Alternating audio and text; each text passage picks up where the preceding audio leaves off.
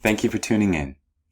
I'm very happy to introduce this conversation between myself and three intelligent, ambitious high school students. They are part of an organization called Youth Public Policy Institute, and they are part of the mental health chapter of this organization.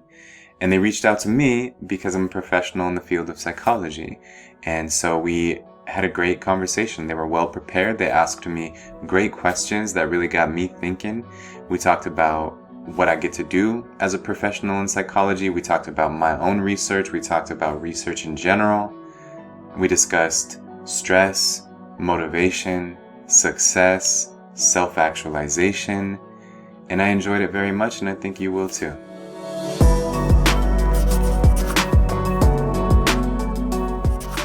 Thank you for being here with us today. So let's get right into it, I guess. So as a psychology professor, what topics do you cover with your students? So the main psychology classes I teach are Introduction to Psychology, Social Psychology, and Biological Psychology.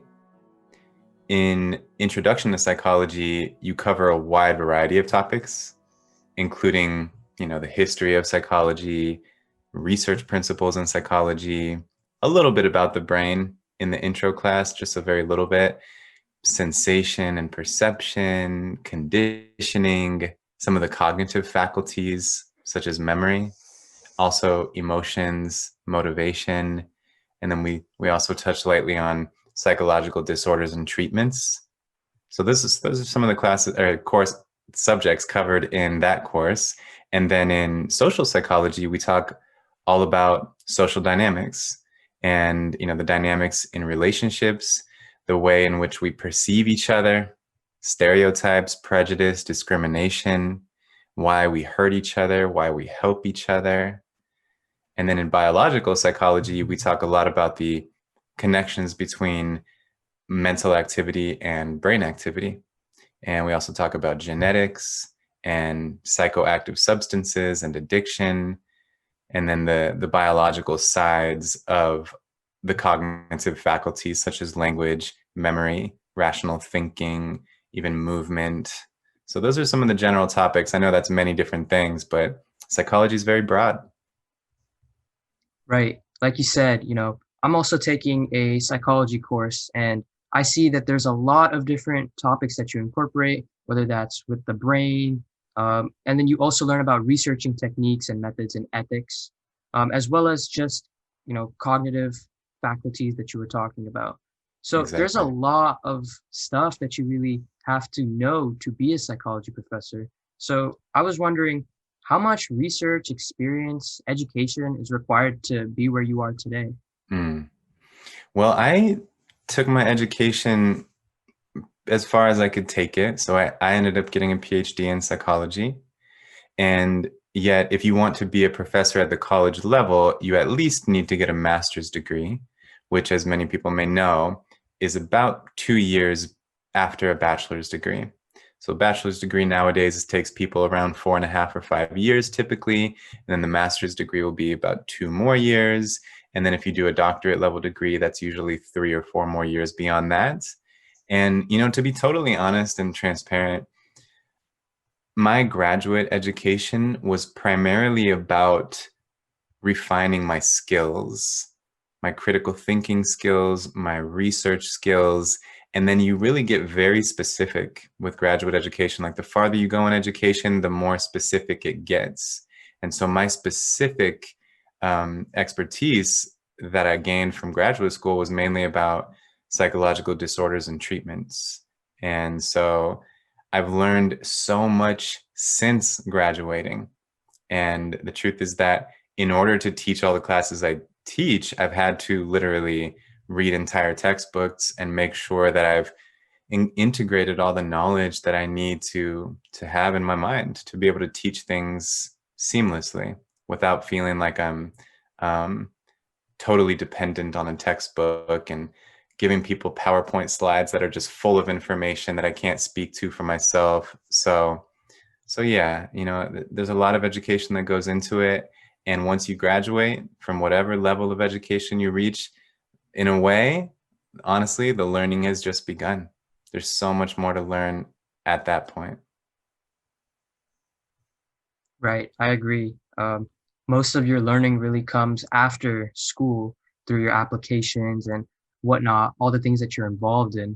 Yes, To segue into that, we wanted to know, apart from teaching, are you involved in anything else related to psychology? I am. Yeah, I love teaching. It'll always be a part of my professional life. I also am a researcher.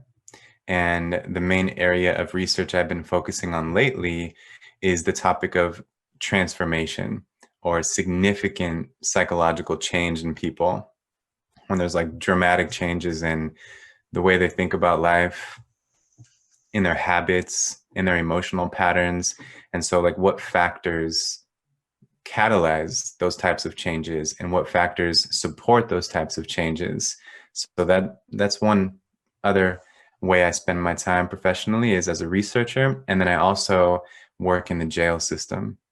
And the best description for what I do there is I'm an educator and a counselor.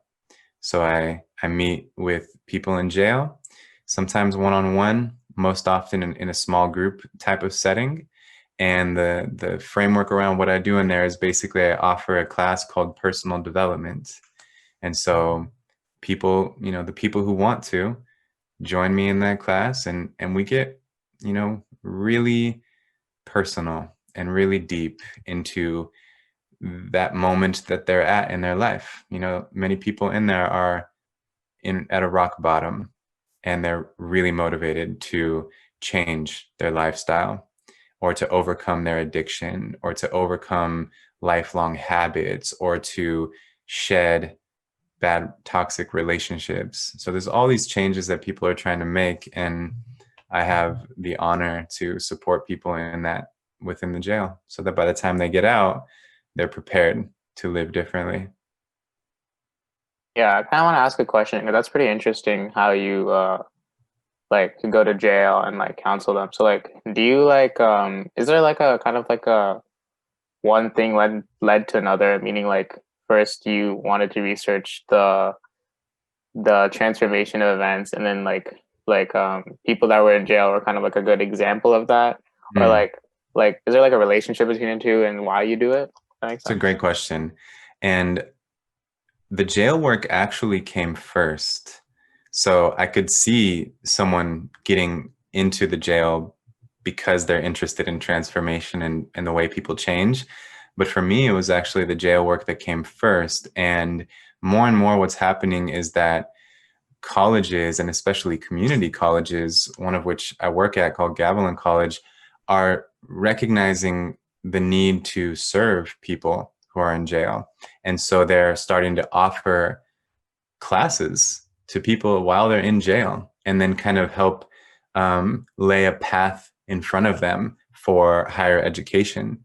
So that was my route into the jail. Was I was already teaching psychology at Gavilan College, and then certain people recognized within me the qualities that are needed for someone to be doing that work, and the opportunity presented itself to me, which I'm like so grateful about because I love it so much. So yeah, that was my path. And I'll just mention too, for anyone who's listening, who's thinking that they might want to get into that line of work as well. Sometimes jails hire therapists to come in and work one-on-one with people, and social workers also have the opportunity to serve this population. I work side by side with social workers. They're amazing people, and social work is a great line of education and a very fulfilling work, and just like a super practical way to support people. So yeah, as an educator, as a therapist, as a social worker, all of those are can be entry points into the jail system. That's very interesting. Um, I actually had a question about your research. Mm. I know that today there's a lot of ethics and guidelines in place for conducting studies and such. How do you make sure that you are following the guidelines and ethics, and at the same time, you're also conducting a study that's effective? Mm. So the main thing is to be associated with an institution of some kind, because whether it's a university or some type of research organization. And so I've been associated with a particular university called Sophia University, which is in Palo Alto, California. And they have an ethics committee. So when you propose a study, it has to be approved by them first. And they are making themselves accountable for any problems, let's say, that happen in the research, which means that they're very careful to make sure that your research is ethically sound. Where it gets risky, where there are the most ethical questions, is when you do experiments with people. And so far, my research has been more focused on doing surveys and interviews with people who have undergone this type of major change. And so the things that I've had to be careful about are basically asking about people's very sensitive personal experiences in a very skillful professional way. You know, for example, in the recent study I did, we interviewed people whose transformation was brought about by a traumatic experience.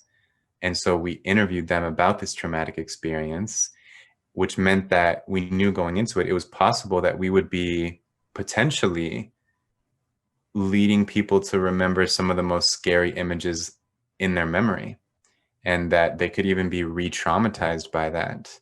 So we just had to be very careful with the way we asked questions. We're just sure not to be pushy about anything. And we had psychotherapists on hand ready to recommend to anybody who needed that support. So ultimately, as long as you're getting consent and you're being completely forthcoming about what this person is going to experience in the study, then you really, that's the primary guideline. Just be very detailed with your informed consent and let people choose whether they want to participate, and then have some kind of safety nets in place if there are risks. And in the case that something does go wrong, what are the consequences for you, the researcher? Well, interestingly, a lot of the responsibility falls on the ethics committee. So that's why the researcher always wants to be associated with an ethics committee, because they're the group of people who say, like, we approved this. So as long as the researcher actually did what they said they were going to do and what was actually approved, then the consequences really do fall on the ethics committee. And worst case scenario, they could lose it's not a licensing, but it's like an accreditation that an ethics committee has in association with the university. So worst case scenario, you would see the disintegration of an organization if it was bad enough. And then a researcher can basically like never be approved again to do research. And if it's a situation where you have medical doctors or psychiatrists and they're administering some type of treatment, and then they do something unethical, let's say like they administer a dose much higher than was planned, they could lose their medical license. So yeah, it could be dire consequences. Right. Just a final question about research. In the past, obviously, as we continue to move on, ethical guidelines increase, they get better and better over time. And a lot of key experiments and studies, I think one, especially in classical conditioning, a lot of studies, they have been unethical. Do you think this unethical nature of these experiments nullifies the findings in any way, now that we know what is ethical and what isn't? It's a very good question. To be totally honest, I don't think they nullify the findings. So for example, I think I know what experiment you're thinking of related to classical conditioning, when they basically traumatized a 1-year-old boy named Little Albert. And the fact that that was unethical doesn't undermine the evidence that the study generated. We do understand very clearly, partly thanks to that experiment, that you can create this intense association between stimuli in a young child. So the findings are just as valid, even though the experiment was unethical. So, and it doesn't nullify the findings, in my opinion, as long as the research method was sound, but it does undermine the credibility of the researchers, in my opinion. So, and it's tricky, because sometimes you have to walk a fine line in order to produce interesting findings. Like people, for example, have demonstrated that you can implant a memory in someone's mind, and that's really messing with someone's mind. So in the research study that I'm thinking of, where memory researchers literally made this guy believe that he had this experience of getting lost in a shopping mall, which never happened, they really kind of gaslit him. They messed with his mind. They made him think he had an experience that he never really had. And that could lead to him like not really trusting his own mind. And that's a very serious thing. But it is very interesting to know that we can implant memories, that's a feature of memory, that it's sometimes difficult to distinguish from imagination. So that's a very interesting finding, but it is questionable ethically to have done that. So this is an example of that fine line, and if ever you're trying to walk that fine line, I think the safeguard is that you always have like an extensive debriefing process where you process with the person what they just went through, how they were just deceived, and you offer them all the support they need to kind of recover from the study. Yeah, that is extremely interesting. So I guess now we can talk a bit about um, uh, uh, motivation. Mm. So what exactly are the elements of motivation from a more psychological perspective? Mm. Sorry. Good question. I love thinking about motivation. And I honestly think that understanding the psychology of motivation can actually increase motivation. So people who feel like they're unmotivated should look into it, should look into what's understood in psychology. And some of the elements of motivation include, so when you look at highly motivated people, you see these consistent features in them. Number one, they are optimistic. That's one feature of motivation. This commitment to interpret failures not as failures, but lessons, and setbacks as just like one guy I know in jail who's this very wise man. He always says like a minor setback for a major comeback. That's an optimistic attitude.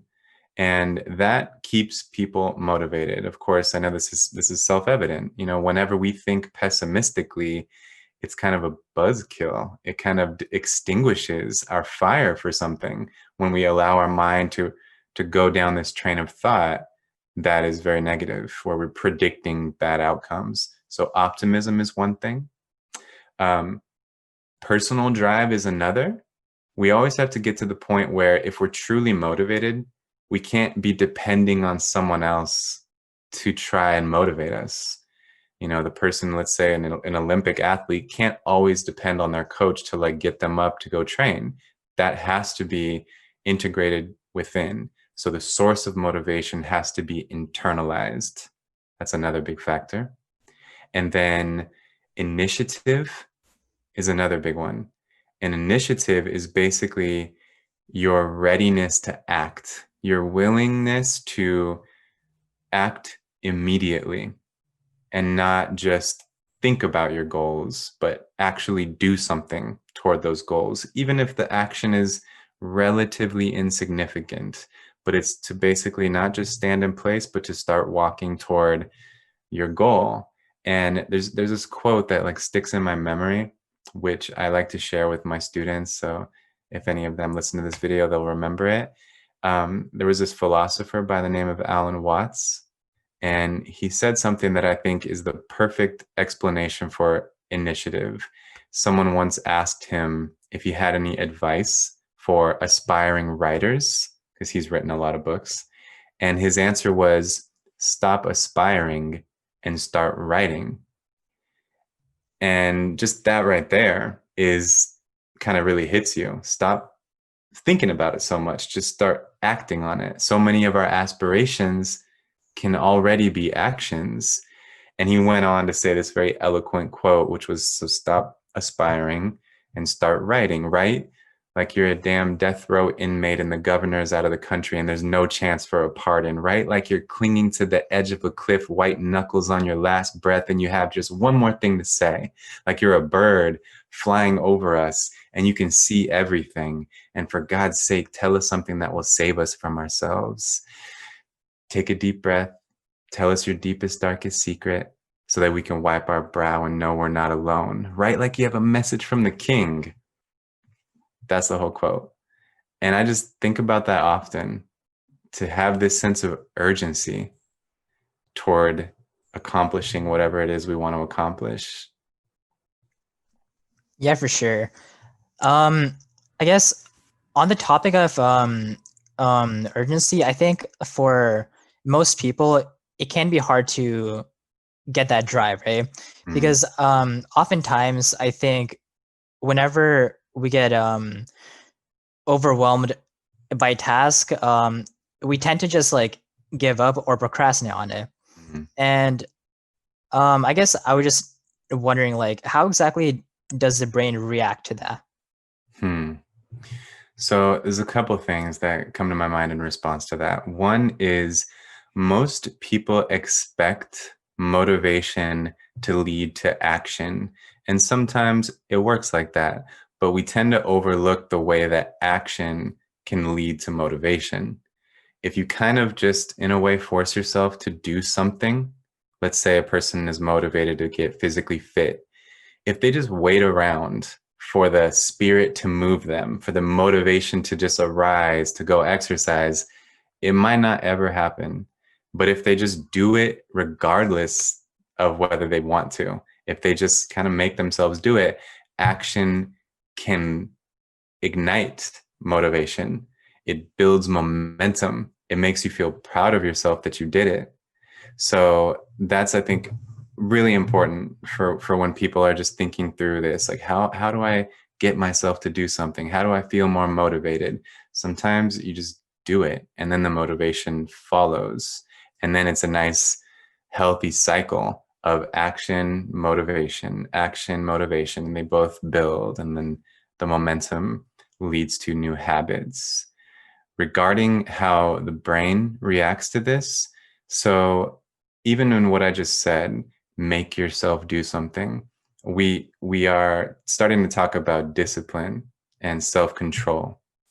And there is a region of the brain that's very much associated with this ability, which is the prefrontal cortex.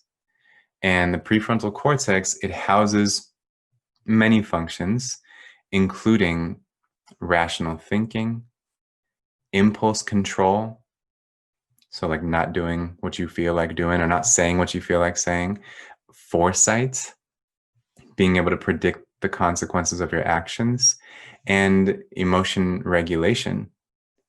And so I like to think of discipline as basically you doing what you don't feel like doing, but know that you want to have done. You can foresee, I'll be happy that I did this. Or not doing what you want to do, what you're tempted to do, but know that you'll regret. So that ability to foresee, like thanks to the prefrontal cortex, the ability to foresee how I'm going to feel about the action I'm about to take can really be leveraged to improve self-control. You can kind of like connect with your future self in a way and aim to work with the wishes of your future self. So given that this is largely associated with the prefrontal cortex, I think it's very helpful to understand what conditions suppress prefrontal cortex activity, because the conditions that do this essentially weaken the will. And there's 4 main conditions that can suppress the prefrontal cortex activity, which are when you're really hungry and your blood sugar is dipping, when you're very tired and so sleep deprived, when you are upset or emotionally really triggered, and when you are intoxicated. And of course, different substances affect you differently, but generally speaking, and especially with alcohol, intoxication suppresses the prefrontal cortex. And so watching, basically building a lifestyle and behavioral patterns that do not result in you being hungry often, tired often, or really upset or intoxicated often is super important for discipline and motivation, because you keep that part of the brain that you really need to be online, you keep it online. Yeah, that's awesome. And like, I guess kind of adding on to that, right? It's like if you want to develop a healthy habit via a discipline, right? Like, Mm-hmm. look, like you have to constantly have that drive to continuously like repeat that action, right? And I think, you know, as long as you have that um, motivation and drive to do that, then you can definitely build that habit. Exactly. And it, like I said, it really works like a cycle. You know, it's very rewarding discipline. You know, you feel really good about yourself, and people tend to start making better decisions in every area of their life when they're exercising discipline, even in one main area. So just in general, the practice of discipline, whether it's very specific to one goal or more general, it just really improves our quality of life. And the cycle of discipline, or action and motivation builds pretty quickly. And that's how habits form. Yeah, I kind of had a question like about the action leading to motivation, which leads to action, which leads to motivation, kind of that. So like you kind of highlight that importance of initiative as a like a presence of urgency, that like we're not here forever, that like we we need to have the presence of mind that we are soon not going to be in this world, right? So like how do you think like we can change that perspective? Because for me it's like sometimes I think like it's not a very micro level for like schoolwork, right? I think, okay, I'll do it, I have like time to do it. But then I think that the way I think about homework can also be seen to like a macro perspective of how I think about like life itself. And like for me, I guess personally it's kind of a personal question, but I guess in general, like how do you shift that perspective to have like presence to do it like now, if that makes sense? Right. I think that this is partly something that just comes with life experience, something that can only be learned on the deepest levels by experiencing death, not yourself, obviously, but around you. And that can be something like even a pet dying, or especially when a loved one dies, or if, you know, a young person dies, someone who's your own age. Like one of the signature features of development during teenage years is a sense of invincibility.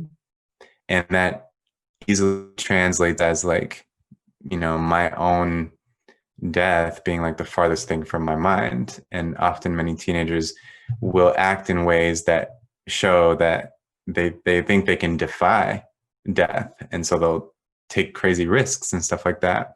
So to some degree, I feel like it's just a developmental process, the coming to awareness of this fact of the very finite nature of our existence and just how fast time passes.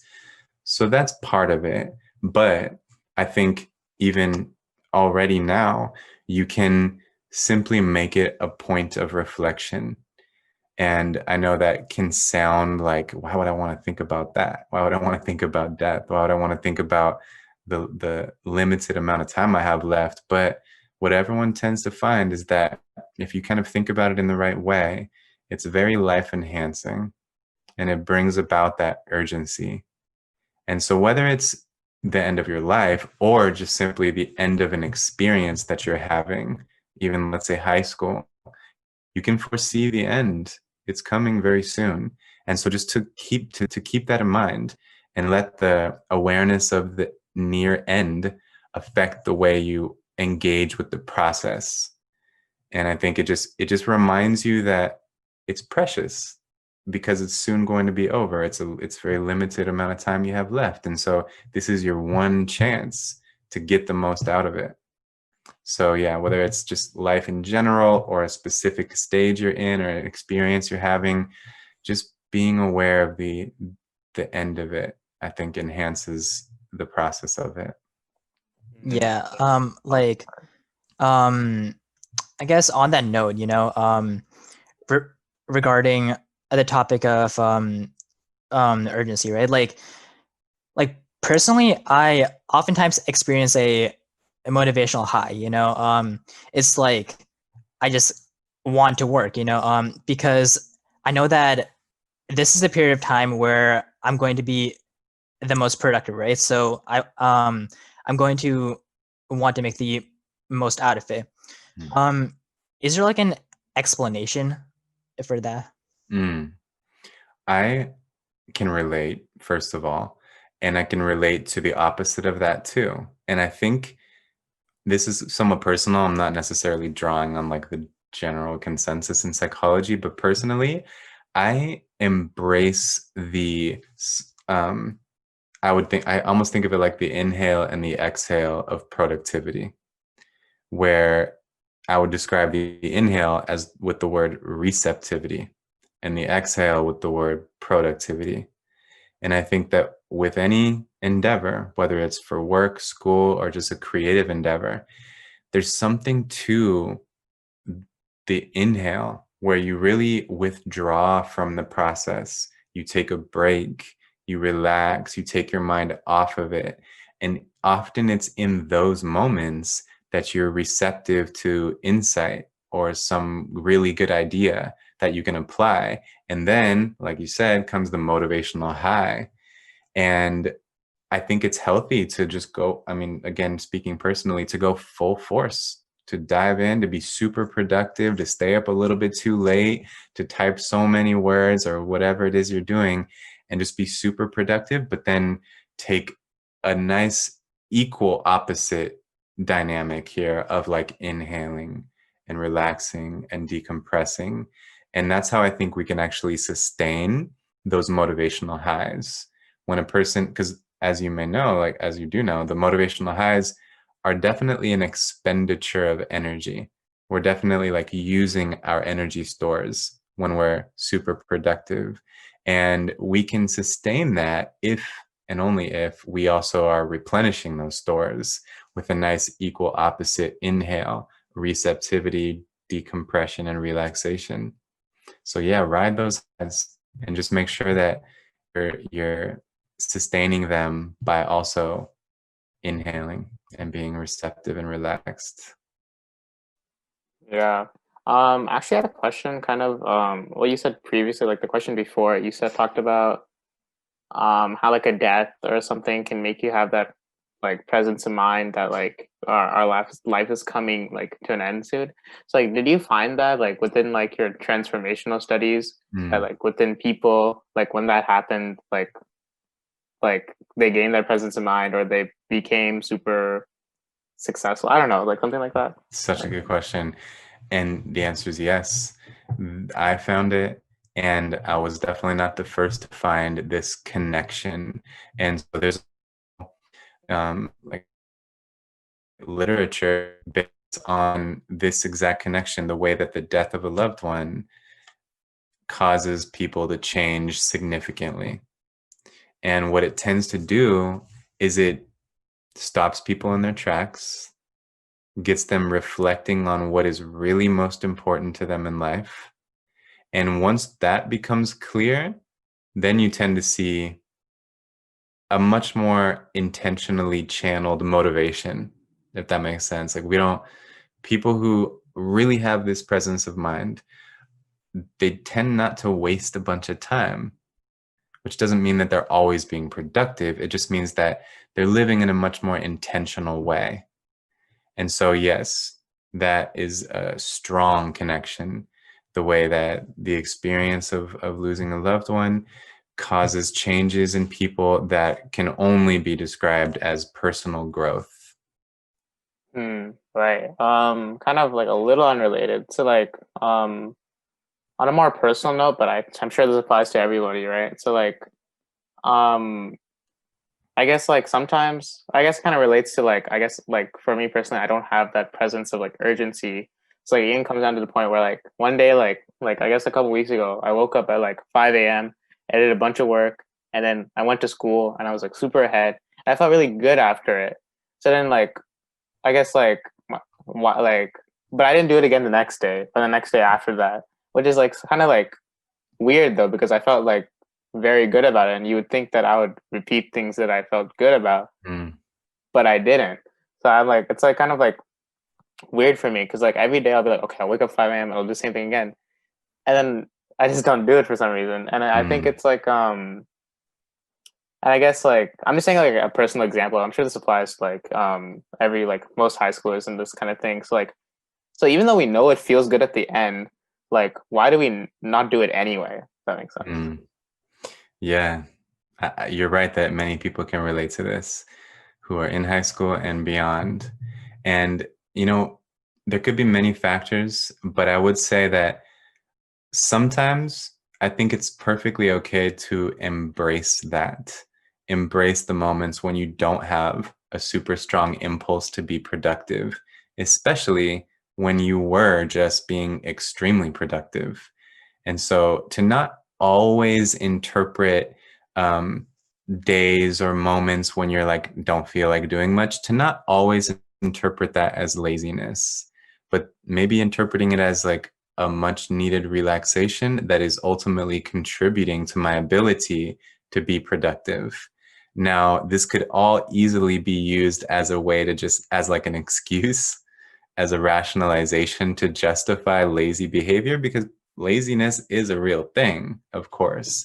So, you know, but I would say that sometimes there needs to be days like that where you don't wake up super early and get as ahead as possible. And yet, you know, if you do want to be doing that more often, you can kind of think of it as you are, like, an analogy I like is, if water has always been running down the same path of a mountain every time it rains for years, then it will continue to do that, even if that's not necessarily like the most efficient path to take to the bottom. It's just the path of least resistance. It's the path that it's always been taking. So sometimes people are working against the current of their default mode, of the path that has already been carved. And they just kind of slip in to this mode of behavior that they've simply just gotten used to. So if you find that, if you feel like that's the case, and you really want to establish a new default mode or an ability to be productive more often, then I would just say to really exercise the self-discipline and those 4 conditions of, again, being tired, hungry, upset, or intoxicated, preventing those as much as possible, being really clear on the why behind the what. I think that's super important. Like, why is this meaningful, this task that you're doing? So the why behind the what is a big part of motivation too. Those are my thoughts on that. Very good question. So on the topic of initiative, a lot of times we actually find ourselves really wanting to do something and take action, but a lot of restrictions will force us to not do it, whether this be with ourselves, within our own minds, or with the environment. So my question is, are there any adverse effects to not acting on this drive or initiative that you have? Yeah, what an interesting question. I mean, I think the main adverse effect from that is falling short of what's possible for yourself. And honestly, this is an answer to a slightly different question, but I think it relates enough. One thing I've learned, especially in my like adult life, my professional life, is the importance of collaboration. of working with people and not always trying to accomplish things on your own. And so there's a time and place for that too, of course, but like with projects or shared goals, working with people is so extremely helpful because for reasons that we all understand, the way we hold each other accountable, the way one person can be optimistic while the other one's being pessimistic, or while one person can kind of share their energy with the other who doesn't feel like working out today or doing their homework right now. So I just think having a partnership or a team of collaborators is extremely helpful, and it helps us take initiative. It puts a healthy pressure on us to know, like, someone's waiting for me to finish this task so that they can do their part, and they're excited about it. So that's another factor here that we should acknowledge, is just how motivating it can be when you're working in collaboration with others. Yeah, for sure. And I guess now we can talk about the biggest motivator, which is stress. So I guess to an extent, stress is like a supply and demand curve in an economic model, because you would need resources to deal with stress, but you would also need a good amount of stress in order to grow. So I guess, how can you reach that equilibrium point between the amount of resources and the demand for stress? The way you've my phone's off, but my computer got a call. The way you framed stress there is very accurate. The supply and demand idea, the idea that stress is very much about resources being used to and spent to meet a demand. And so for some, you can think of two extremes. One person has way too many demands, there's way too much pressure and not enough resources. And the other extreme being someone who has no pressure and all the resources in the world.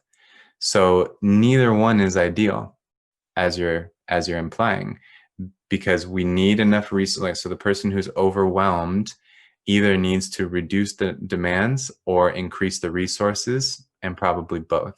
The person who is just kind of spoiled with all the resources they could ever want and has no pressure, no one's challenging them, they're not challenging themselves, that person is simply not going to grow. Neither person in that situation is going to experience growth.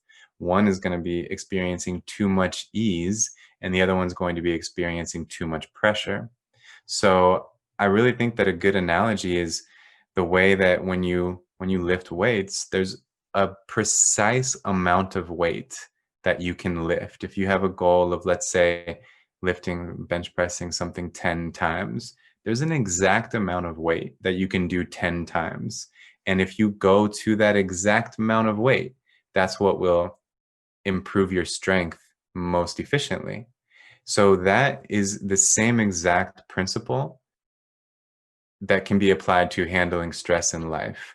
There is really an exact amount, I think, of pressure or level of demands that a person can handle without being overwhelmed, but is being challenged in order to handle that. There's like this threshold, and you can use the terms, people often use the terms eustress and distress.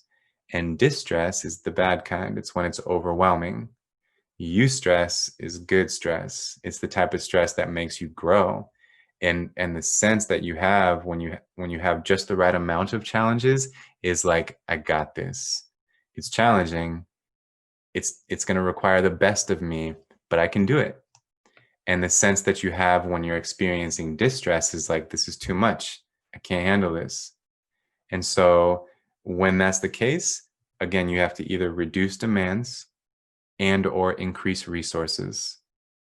And on the other hand, when there's not enough pressure, then you might have to increase demands, or it sounds strange to say, but like reduce resources. And what I mean by that is take the example of um, a kid who's in a family who's rich, and the parents just pay for everything for them.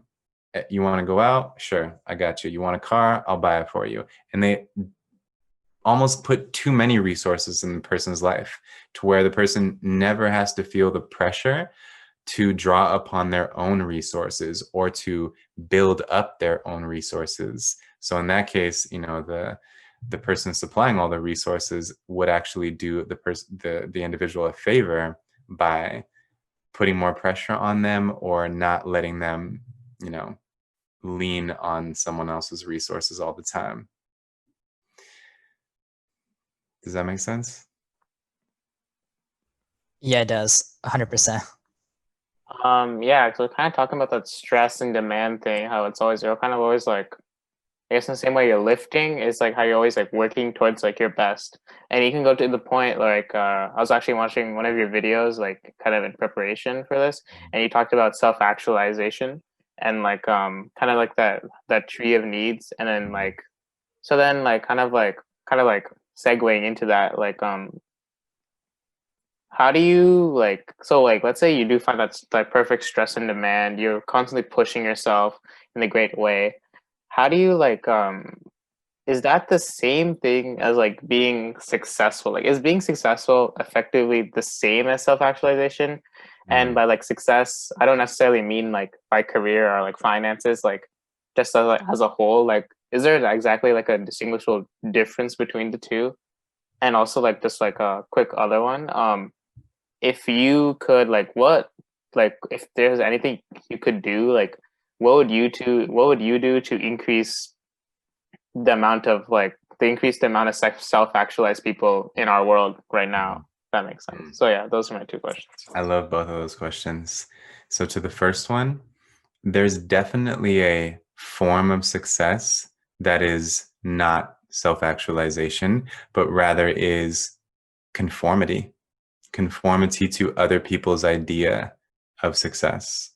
And those people, there's plenty of examples of people who achieve a version of success that they never really personally subscribed to. They just conformed to it to satisfy other people, whether it was their parents or their peers or the world at large. So there is definitely a form of success that is not equivalent to self-actualization. But if you define success differently, and if you define it as, if you let the person define it, then I would make it equivalent. Then I would say that success is to reach self-actualization.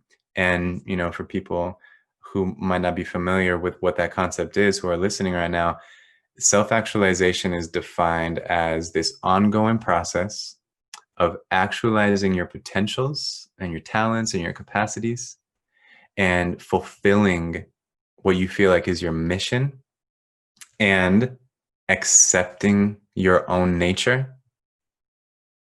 And then there's one other element, which is, the psychologist describes it as in an unceasing trend toward unity.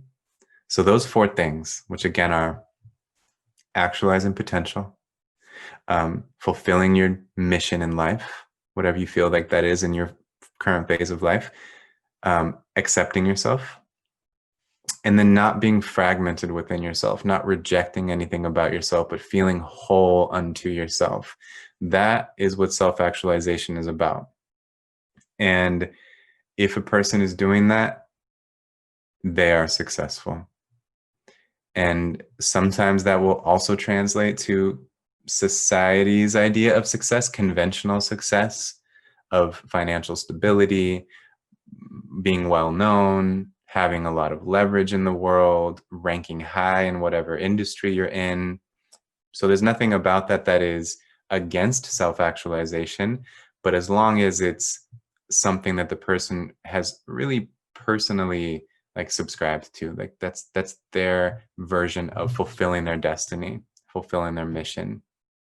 So yeah, those are my thoughts on success and self-actualization. And then just to say too, on that note, remembering that the ongoing process, self-actualization is an ongoing process. And so success looks different at different phases of life. And what potentials we can possibly actualize are very different at different phases of life. So now, like right now I'm 34, and so I'm super active in my career, but when I'm 94, it's going to look very, very different. And so just remembering that the question is really, what can blossom in me in this phase of my life? And is that happening? And how can I continue to make that happen?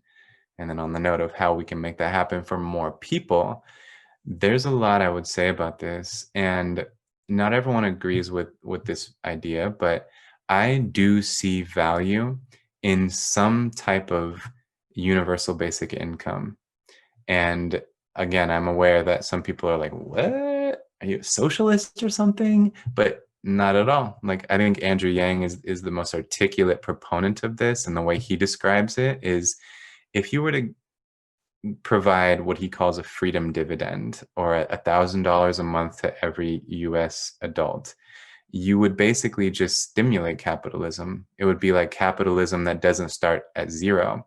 But aside from that, from markets and economics, there's just, in my opinion, being alive should guarantee that your needs are met. And many people right away think, well, there's just going to be a bunch of mooches who want the government to take care of them. But when you understand psychology, you see that that's not what tends to happen. There might be some exceptions where that's the case, but usually, if people's most basic needs are met, new motivations arise.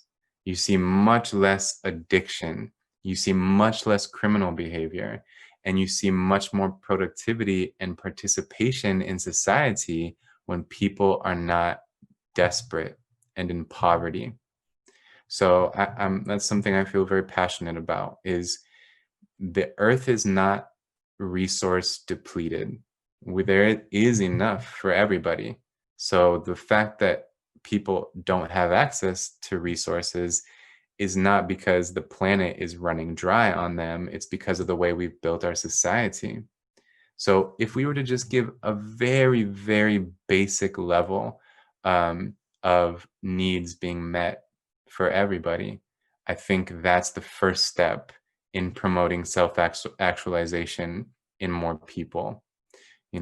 Just like a tiny house and access to food, at least.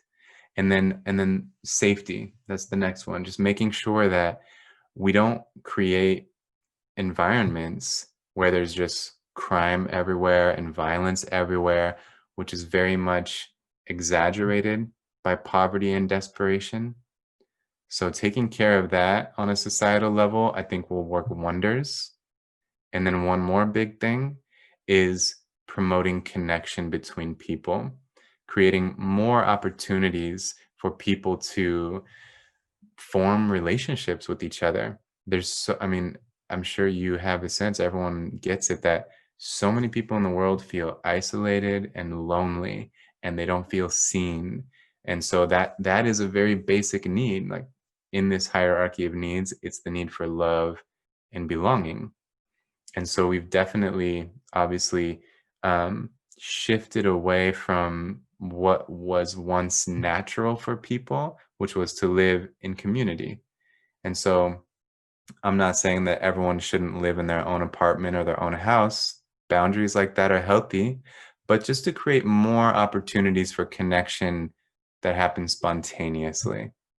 And whatever that would look like, we could all be creative and think of how we could do that. But I think that's the need that we could meet better, as opportunities for people to connect and form relationships in a really satisfying way. And then the last thing I would add is just more education. I think education is a huge driver for self-actualization. People become aware of their own qualities and talents through education. And they, of course, learn about psychology, and they learn about what it takes to self-actualize. So those are my main bullet point answers. Wow. Yeah. Um, so wrap the podcast up with like a final question based off what you just said.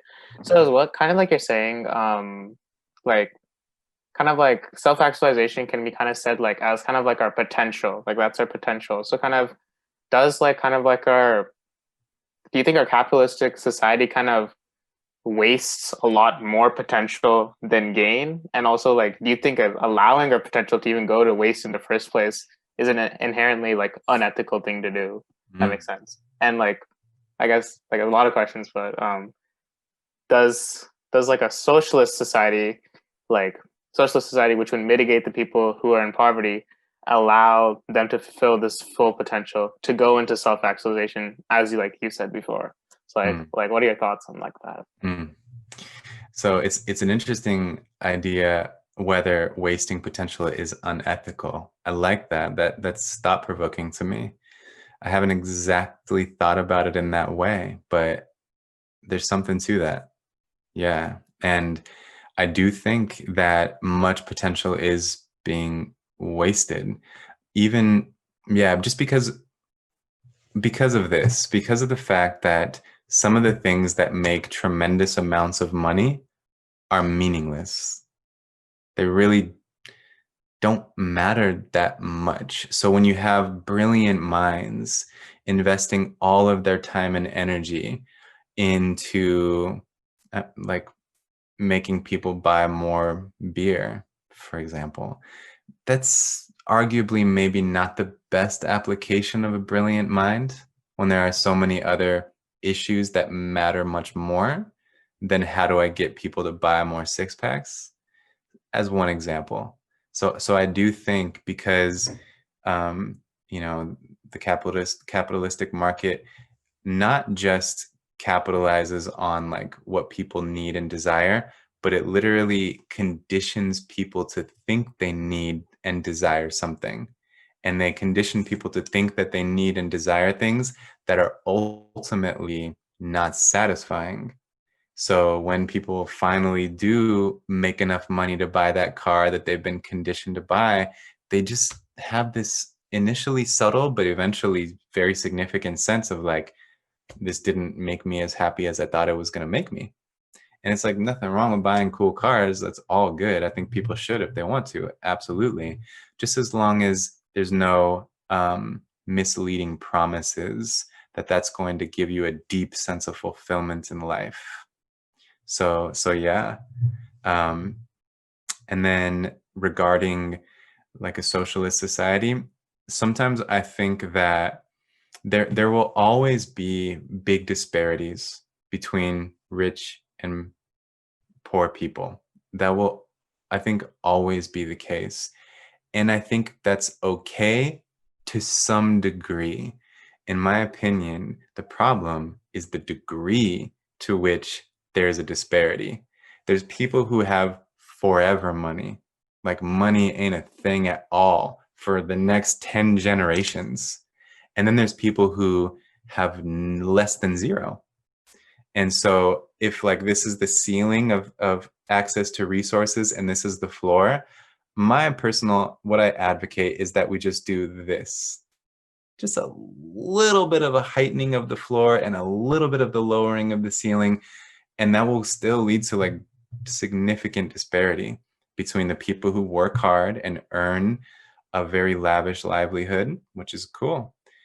But again, it's just how extreme that discrepancy is that to me is very problematic. And there's a lot of symptoms in society that are results of that. And again, just everything we just talked about with the hierarchy of needs. If you were to heighten that floor just a little bit, I think those people who are uplifted by easier access to resources would ultimately contribute more and participate more in society. Wow, yeah, that's very interesting. And I think it just serves as another reminder of how far the scope of psychology goes. Mm. We see how it's involved in politics, we see how it's involved in a lot of other, forms of our own life. Um, so to wrap things up, is there anything else that you would like to say to our audience? Well, honestly, I would say that to someone who's still listening, I thank you very much. And the fact that you can pay attention to a long form conversation like this and think about these ideas is just a really good sign, for where you're at, given that there are so many forces that are competing for your attention and that people's attention spans are getting like smaller and smaller. So thank you very much for listening. And yeah, it's like my sincerest hope that what we've talked about today touches people's lives and supports people. And thank you three, like such a great job hosting this. Great questions, so thoughtful. Really appreciate it. Well, thank you for coming on, and we really appreciate it. And yeah, you gave us a lot to think about. So yeah, thank you. You're welcome. If you like this video and you want to see more, please subscribe.